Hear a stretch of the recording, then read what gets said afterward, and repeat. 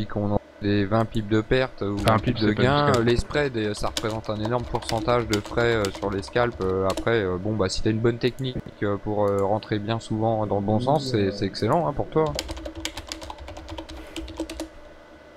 Le vrai scalp, c'est quand tu vas chercher quelques pips. Si tu vas chercher 5-10 pips grand max, enfin, pour moi c'est ça. Après chacun a son avis, mais voilà. Non, mais je reproche rien du tout au swing trading, hein, Hibou. Non, je suis d'accord, chacun le tient, hein. Mais moi, en fait, ce que je reproche au scalp, par contre, c'est qu'en fait, quand on va chercher 5 pips et qu'on a 3 pips de spread, il va falloir faire 8 pips de gain pour pouvoir payer les frais et faire les 5 pips, alors que pour en faire 5 pips de perte, il y a juste à faire 2 pips de perte avec les 3 pips de spread pour faire les 5 pips de perte direct. Donc ça devient énorme, ton spread, il fait 50% du trajet dans un sens ou dans l'autre pour pouvoir arriver à faire les 5 pips de gain. Ouais, tout à fait, ça c'est sûr. Un des gros désavantages du scalping, et d'ailleurs c'est ce qui handicape beaucoup de débutants qui sont directement intéressés par le scalping, c'est le spread qui représente une part importante qui ampute largement les bénéfices et qui accroît largement les pertes. Donc le scalping c'est pas plus facile que le long terme. Je pense que pour débuter c'est même peut-être plus facile de passer sur du moyen ou de l'intraday mais pas trop court. Et sinon je pense qu'une fois qu'on le maîtrise, moi aussi je serais de l'avis de Luigi, qu'il y a plus de pips à se faire en intraday. Après c'est pas pour ça que le swing c'est une mauvaise approche du tout, hein. C'est pas du tout ce que je suis en train de dire. Moi j'essaye plutôt de faire des pauses. Bon, le scalping c'est un peu trop court à mon goût, mais c'est vrai que moi après en intraday, par exemple sur le pétrole ou sur l'or ou sur l'euro USD, je le fais aussi un peu. Après j'essaye plutôt de faire du swing sur des paires où j'ai des swaps intéressants comme le dollar australien. C'est d'ailleurs la seule où je suis parti comme ça. J'ai pas pyramidé sur l'euro USD, j'ai loupé toute la hausse. J'ai pas, alors que là il y a beaucoup plus de volatilité en ce moment sur l'euro USD. Il y avait beaucoup plus à se faire sur l'euro USD que sur le dollar australien. Après le dollar australien là, il me permet d'encaisser tous les jours quand même les intérêts comme l'euro CHF comme DreamFab il a fait là. Et ce qui fait que si ça tient, et puis que même si ça met 3 semaines, j'aurais quand même encaissé les intérêts en attendant. Et j'aurais quand même pris des positions intraday sur d'autres paires de devises ou sur le pétrole. Et ce qui serait génial, ça serait de réussir à combiner les deux justement. C'est d'avoir des positions swing et également faire du day trading et du scalping. Ah bah moi c'est ce que j'ai. Les positions swing sont faites, tu peux faire du scalping ou du day trading. Moi c'est ce que je suis en swing sur le dollar australien et là je suis en short sur le pétrole en intraday là et je cherche à aller chercher le support qui est pour moi dans les 107,40. Donc je pense bon voilà comme je suis en positif déjà je vais m'assurer de pas perdre avec et je vais aller quand même aller chercher plus loin qu'un scalp. Je vais quand même aller chercher des 50 pips ou 60 pips, hein. Je vais pas prendre 5 ou 10 pips. Ce qui n'est plus du scalp à ce niveau là. Puisque j'ai déjà plus d'une demi-heure d'entrée.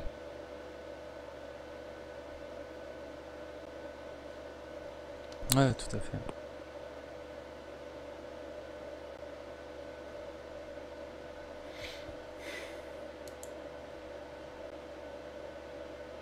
Je passe en positif là sur Eurodoll.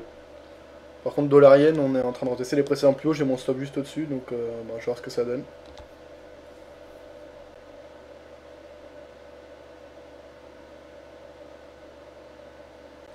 Là tu vois, je vois bien l'importance du timing, notamment dans le cas de l'intraday, mais je pense qu'on peut aussi voir ça dans les autres, mais dans le trading en général.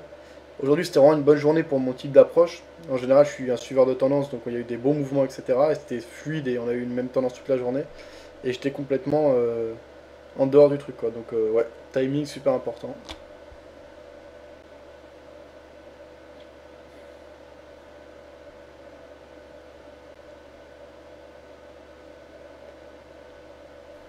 Moi personnellement j'ai remarqué en général j'ai énormément de mal à trader un mouvement qui a déjà été entamé. Ouais ça fait toujours peur. Ouais j'ai le même problème ouais. Ah, moi je suis toujours contrarien, c'est-à-dire que je vais quand même chercher à acheter sur un point bas. Alors après souvent bah, je me fais niquer avec la tendance. Mais comme là comme ça m'est arrivé là de rentrer à 1,06 sur le dollar australien. Je suis bien rentré en fait sur un bon point bas. Il me semble. Ça peut toujours se retourner.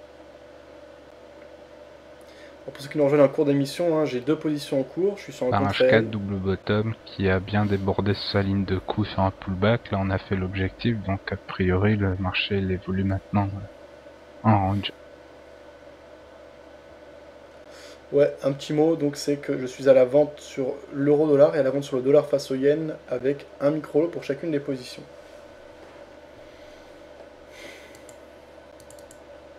À court terme, moi j'avais une résistance à 1,3450 et une à 34,85. Et on n'est pas loin de la 34,85. Je me dis que là, on est en train de tourner entre ces deux résistances qu'il y avait avant mais moi, ça me semble qu'il va y avoir des prises de bénéfices d'ici la fin de la semaine sur l'euro-dollar. Ça me semble presque inévitable avec la hausse qu'il y a eu. Donc rentrer à l'achat maintenant, c'est pour moi un peu dangereux. Ouais, mais je pense on peut quand même faire un petit pop au-dessus de 1,35 lundi. Ah, par contre, ouais, j'ai coupé toutes mes positions intraday le week-end. Hein. Je garde que celle de swing trading dans le sens des intérêts le week-end. Ouais, moi aussi, je pense qu'on peut aller chercher les 1,35 prochainement. Mais effectivement, là, on commence à rentrer dans le niveau des vendeurs. Hein. C'est vrai que ça devient un peu compliqué de passer à l'achat. Hein. Ouais, même sans être trop sur les vendeurs, je pense que c'est plus les prises et bénéfices des acheteurs qui risquent de faire descendre. Ouais, bah oui. Bon, moi je suis rentré short là, je suis légèrement négatif. Bon, après j'ai vraiment pris mini lot quoi, parce que justement je suis contre la tendance et puis ça avait quand même cassé 34,50. Après si ça passe au-dessus des 34,85, ouais, là je vais tout de suite stopper mon trade, je prendrai mes pertes qui sont pas énormes. Ouais, mais si ça monte, chose. normalement le dollar australien va monter aussi et ça sera dans mon sens sur l'autre trade, donc ça ira.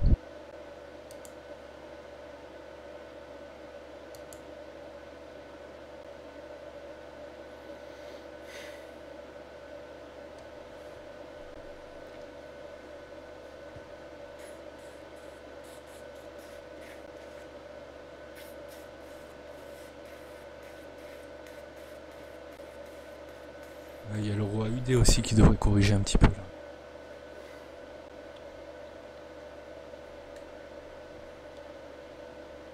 Donc ça irait dans ton sens justement, Imo.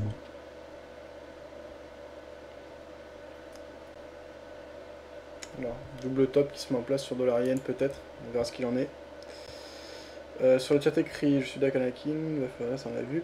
L'euro que la BNS soutient, pas le dollar. Alors, par quel moyen Extroxine, puisque la BNS intervient sur le franc suisse, donc forcément ça a un impact sur l'ensemble des paires de devises relatives au franc suisse.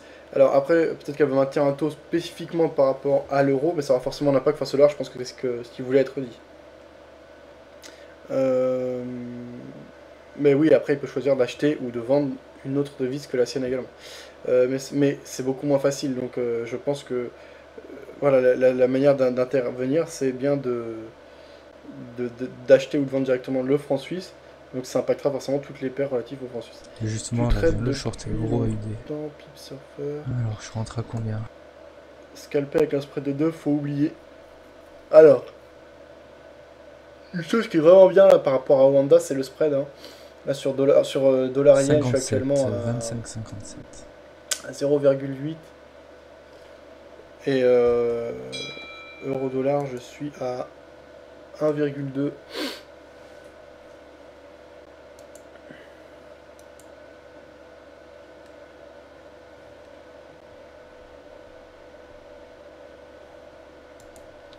Ouais, juste un mot, là par rapport au spread au Wanda. J'ai une bonne exécution dans l'ensemble et les spreads sont de 1,2 sur euro-dollar. J'ai 1,3 sur le câble, 1,9 sur dollar franc suisse. Ah mais chez Wanda les spreads c'est la fête, hein. Même sur les paires exotiques, genre j'ai le PNZD, le spread il est de 8, donc Wanda c'est vraiment le broker avec des spreads pas chers. J'ai 0,8 sur dollar yen.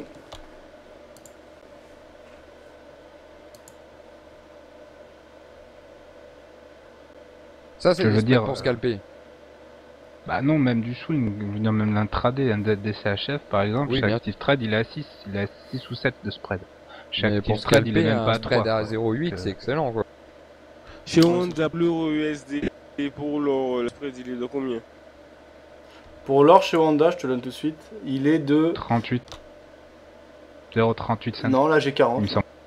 0,40 là. Un truc comme ça. Et pour l'euro USD? Euro USD, là on dirait que j'ai 1,2. Mais il y a comparateur de spread sur le site de Fab. Oui, tout Un à fait. spread variable. C'est un spread variable, tout à fait, oui, oui. Ah, faut pas les spreads fixes pour payer moins cher, il y a que les spreads variables. Enfin, il me semble après. Peut-être que je dis des conneries.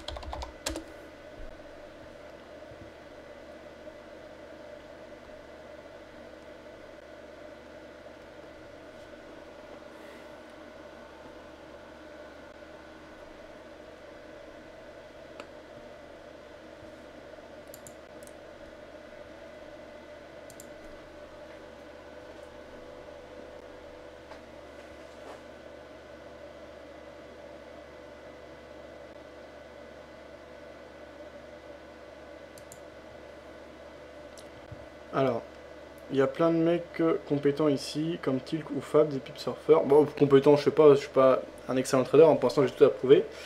Bah, moi je suis plus un animateur hein, pour le moment, et je prétends pas être plus que ça. Je donne mon avis, etc. C'est sûr que j'ai de l'expérience, mais pour l'instant j'ai tout approuvé, donc... Normal, je trouve pas de plan de trading en entier, merci beaucoup. Et même, il y a des gens qui ont shorté l'euro-dollar à 1,3470 pour du moyen terme. Moi non, Féfé, pas pour du moyen terme, non, pas encore. On est trop fort à l'achat pour le moment pour que je rentre à moyen terme. J'attendrai que les vendeurs pour qu'ils soient capables de prendre dans le marché et que les acheteurs s'essoufflent. Karim, j'aime bien son site. En fait, comme bon vous semble, mais si les gens crament leur compte, le problème c'est d'être à l'aise avec ces indices. Bon, ben moi je vais y aller. Je vous dis bon trading et bon week-end. T'as tout clôturé là, Tilk, pour la journée? Non, moi j'ai rien pris pour la journée. Il y a des trades hier que j'ai loupé. Bon, c'est pas grave, j'ai dû placer des ordres. Donc là, pour moi, il y a rien. De toute façon, je préfère attendre dimanche soir, voir ce qui se passe que rentrer sur le marché. Peut-être que je vais prendre sur euro-dollar si on vient retester mon oblique de mon biseau, sinon j'essaierai de rentrer sur correction, c'est tout. Parce qu'on vient de casser de mon biseau en daily. Donc si le biseau se vérifie, ça devrait monter à 1,38. Donc je vais essayer même si mon système de triple écran ne me dit pas de rentrer dimanche soir, je vais essayer quand même essayer de trouver une position longue. Parce que bon, il y aurait quand même un truc intéressant à jouer avec moi. Donc voilà, c'est tout. Tout ce que je surveille, quoi. L'USD s'achève aussi. Parce que pour moi, ça va jusqu'au 88-80. C'est l'objectif du biseau que j'avais dessiné en daily. Et normalement, je pense qu'on devrait rebondir dessus. Donc si ça se passe comme prévu, je veux vraiment à ce niveau-là. Sur USD s'achève.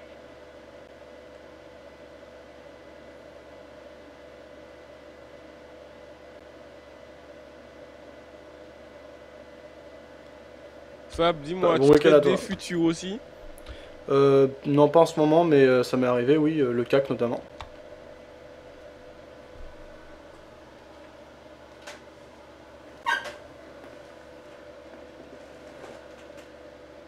Ok, et le fonctionnement, enfin, de trade, elle est totalement différente de celle du Forex. De quoi? Est-ce que la manière de trader, elle est différente de celle du Forex? Bah, y a des différences, mais la base, c'est vraiment très proche. Il n'y a pas de gros... Tu vois, tu as tes supports, tu as tes résistances, tu as des spécificités à connaître, c'est certain. Mais la base reste la même. Après, derrière, oui, il y a des différences dans le comportement des cours. Peut-être que c'est plus facile à certains moments de trader les actions et à d'autres moments de trader le Forex.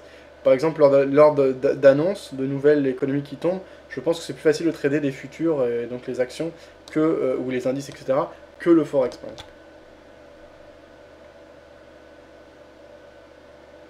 Ouais, parce qu'en fait, je regarde les écrans de ceux qui traitent les futurs et c'est rempli de chiffres. Il y a 10 000 graphiques. Non, après au niveau Et des j'ai types graphiques, c'est la l'impression même chose. qu'ils lisent en fait plus les chiffres. Non, non, c'est qu'une impression ça.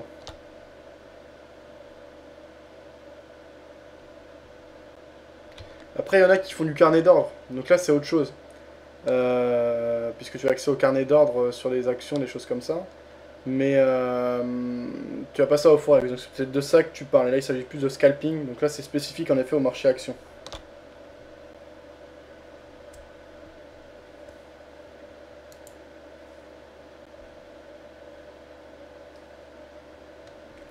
Surcharger mes graphes, un indicateur sans système cohérent, ça on avait vu. C'est le MACD, tu disais, en plus on voit que l'indicateur, ok, ça on avait vu.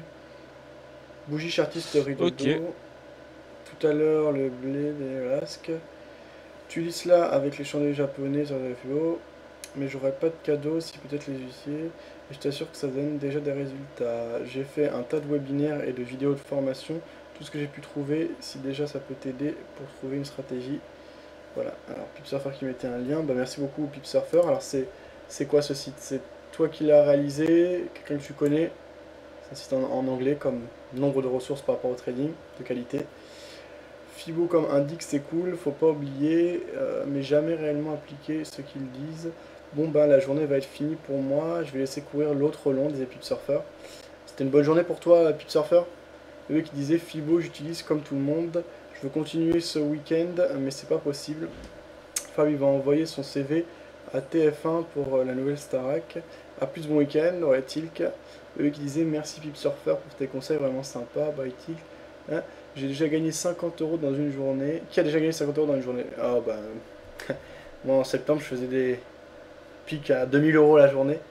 Ça a bien changé depuis, mais j'espère y retourner. Non, ça sera pas tout de suite, mais on verra. Donc non Julien, oui Julien, j'ai déjà fait 50 € la journée bien sûr. C'est vrai, et bien les moyennes qui sont les autres. Je demande déjà qui a perdu 50 €, ça ira plus vite. Si tu as 1000 et que tu gagnes 50, c'est bien, si tu as 5 de gagne, c'est énorme. En fait, je m'intéresse au trade depuis que les gens prévoient la chute de la monnaie fiduciaire. Je pense qu'à cette période, même si on n'est pas forcément bon, on pourra faire de l'argent. Voir ce qu'ils disent. Fab, que penses-tu de mon long sur le cacao? On va regarder ça. On va voir, c'est intéressant, une position sur le cacao. Alors, il faut que je zoome. Oui, techniquement, c'est bien. Après, le cacao, je sais pas par quoi c'est régi. Je pense que le fondamental est important, hein, puisqu'il s'agit d'un actif à risque. Pardon, d'un actif à risque, c'est d'une matière première. Donc c'est une autre approche que les devises, bien sûr. Mais techniquement, c'est tout à fait justifiable. Donc une prise de position sur phase de rebond, dans le sens de la tendance de fond, ça me semble cohérent en effet. Oui. De quoi? T'en es où? Nulle part. 39 centimes de perte sur ma position à la vente sur dollar-yen. Et 1 centime de gain sur ma position à la vente sur euro-dollar.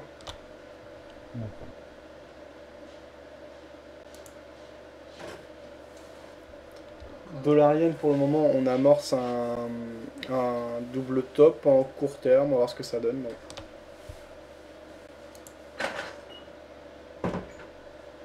Euro-dollar, on va peut-être casser les plus bas. On va entrer en contact avec un support oblique haussier ici. Donc on va voir ce que ça donne.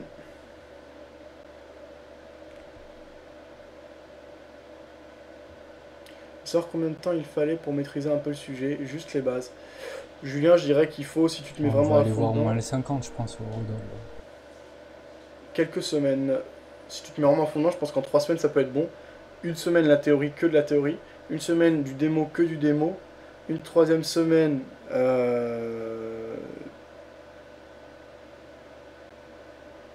toujours du démo, en fait. Ouais, en 3 semaines, on peut dire que tu peux avoir des bases, oui. Et beaucoup d'apprentissage, beaucoup de lecture, etc. Mais faire une première partie formation théorique, du démo, repasser à des théories, mais plus poussées, et ensuite faire du démo et passer petit à petit en réel. Voilà ce que je pense. Ça peut prendre 3 semaines, 1 mois, voire plus, hein, si on veut prendre son temps, et bien assimiler les choses. En trading, les gens prévoient oublient. Puis Surfer, tu utilises MACD, quoi d'autre? Mise à jour de l'euro-dollar, disait Lolo, en lui publiant un graphique, je suppose. 4e. Voilà, donc sur l'euro-dollar en M15, on est dans la zone haute du canal. Donc toujours un biais haussier, mais proche d'une zone de résistance, donc ça pourrait amener pas le R2 phase de correction. oui qu'il fallait regarder, c'était le R2 journalier. Je parle par rapport à l'euro-dollar? Ouais. On l'a quand même dépassé, je sais pas, tu l'as combien toi? Moi je l'ai à 1.3458, donc là on reprend appui dessus en fait pour moi. Non, moi le R2 journalier, je vais à 73. D'accord, on n'a pas le même, ouais, c'est étrange. Ouais, je suis à l'heure de New York. Ouais. Ton point pivot il est bien 1.33. Attends, je regarde.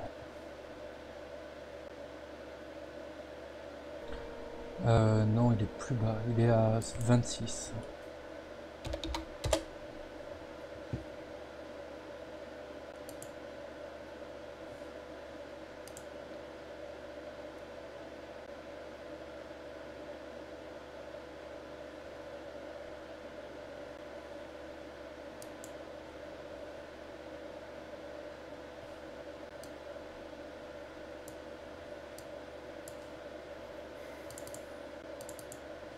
Bon, c'est plus passionnant. Ma vision du dollar-yen, disait Lolo, sur un graphique. Alors, j'ai pas ton graphique pour l'instant, Lolo. Je peux le reposter. Ah, c'est bon. Sur le dollar-yen, on est au contact d'une résistance. Donc là aussi, ce serait un avis haussier, mais pas de prise de position à l'achat maintenant, puisqu'on serait au contact d'une zone de résistance. Donc attendre peut-être une phase de correction pour éventuellement reprendre un long. Ou alors une phase de correction qu'on pourrait scalper. Est-ce que ce serait ça ta vision, Lolo? Je dirais un mois pour comprendre et toute une vie pour maîtriser, disait Bébé. Je suis assez d'accord avec toi. Voilà. Donc on a fait le tour. Moi, j'aurais pas grand chose de plus à ajouter. C'était pas une bonne journée pour moi. C'était pas catastrophique non plus. J'ai pris mes pertes. Donc au niveau des positions fermées, aujourd'hui, on est à moins 1,72€ sur le compte. Pour l'instant, il n'y a que 100€ sur le compte, donc ça représente un pourcentage élevé. Il y a 600€ sur l'autre compte Oanda. Qui est au Honda Fixed Rate, je transférerai ensuite l'argent tout vers le compte MT4 et j'augmenterai au fur et à mesure la balance. Donc c'est une mauvaise journée, c'est simple, il n'y a qu'un trade gagnant, il est 36 centimes et il y a deux pertes, 75 centimes et 1,33€. Deux positions en cours, une perdante de 25 centimes, une de 55 centimes. Pour l'instant ça parle de centimes, ça peut paraître ridicule. Je vais publier les résultats du compte sur le Magnifique Blue, que vous pourrez y avoir accès en direct à tous mes ordres. Je traderai tout au long de la journée, l'émission sera toujours que de 14h à 16h. On va recevoir un invité lundi, on en aura un autre, je crois que c'est mardi d'après. Et sinon on va continuer à faire évoluer ce compte en faisant divers dépôts, en tradant de manière consciencieuse et vous saurez tous les résultats en direct. Si vous voulez suivre nos analyses vidéo, toutes nos nouveautés, les rediffusions des émissions, les résultats des sondages, le calendrier des invités, etc. N'hésitez pas à nous rejoindre sur les réseaux sociaux, Facebook, Twitter, etc. Les boutons sont présents au-dessus du bouton, pardon, du logo de Vidéo Bourse. Je vous souhaite une bonne soirée à tous, un bon trade, un bon week-end, et je vous retrouve lundi en forme avec mon compte réel pour de nouvelles aventures. Ciao, et je vais dire au revoir sur le chat audio également. Moi je vais vous laisser là-dessus, bon week-end, et puis lundi je serai là. Hein. Ça marche. Bon week-end, Fab. Ouais, merci beaucoup. Je pense à partir de la semaine prochaine, les émissions seront toujours que de 14h à 16h, mais je serai présent au long de la journée plus souvent sur le Mumble, mais simplement en tant qu'auditeur et voilà, intervenant, quoi, normal. Ouais, mais je sais pas, je suis venu un petit peu encore ce matin, il n'y avait pas grand monde ici. Enfin, bon, après, si t'arrives à ramener quelques personnes pour te tenir compagnie. Ok. Moi, je ferais que passer de temps en temps. Ok. Donc toi là, Luigi, t'as quoi, tu tiens encore ton long câble ou t'es sorti là complètement du câble? Non, je l'ai sorti. Je l'ai sorti, donc je suis encore long USDC HF et j'ai shorté l'euro AUD. Voilà, donc c'est deux trades que je compte garder over week-end. Over week, ok. Ok Luigi, je suivrai ça. Ciao, bon week-end à vous. Ça marche, bon week-end Fab. Salut Kevin hein, aussi.